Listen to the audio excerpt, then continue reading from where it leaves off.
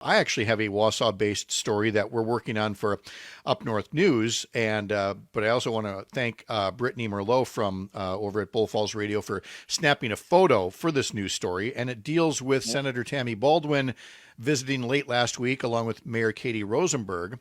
And one of the things we like to talk about here is people are so quick to trash government and to say government doesn't work. It sure does, especially when you've got good people managing it.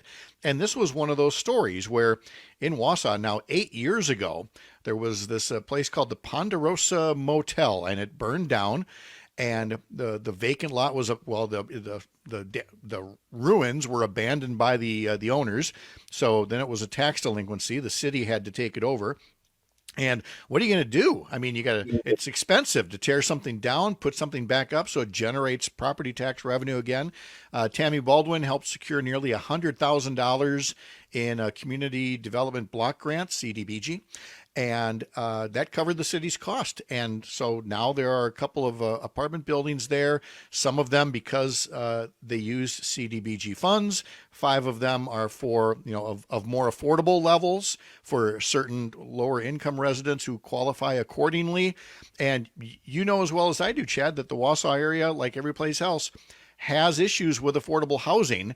So again, the fire itself was terrible, but the city and Senator Baldwin turned this into as much of a win-win as you possibly could, it seems. You hit it on the head when you said that government can work well. Obviously, there are going to be examples anybody can point out where it doesn't work well, but it can work well. And actually, it's funny you brought that up because yesterday during a segment of my program, I was discussing an opinion column that on-air personality for another radio station here in this community put out concerning the schools, and he called public schools failure factories, and basically just trashed on it because he wants more money going towards private schools, and if you take away money from private schools, then these students, and he named a number like 50,000, would be going back to failure factories. Number one, it was completely false because most of the people that take advantage of the school choice program getting this financial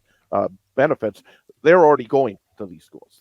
Their families are already paying for it. It's been shown in the studies. But number two, during the whole course of this story, he never mentioned anything about, well, what are your ideas, Mr. Conley, about making public schools better? It's so easy these days for those who are anti-government to just throw tomatoes at the window instead of having good ideas. And then you have somebody like Tammy Baldwin, you have somebody like Mayor Rosenberg, who actually dig into issues and try to get something accomplished. It's one of the frustrating aspects to see people that are it's so easy to be critical of those who are actually trying to do something.